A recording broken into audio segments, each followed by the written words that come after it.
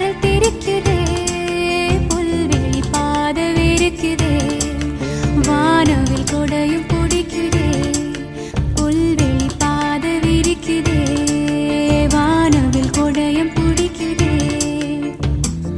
மணியின் ஓசை கேட்டு மனக்கதவு திறக்குதே, புதிய தாளம் போட்டு உடல் காத்தில் மிதக்குதே. இளங்கா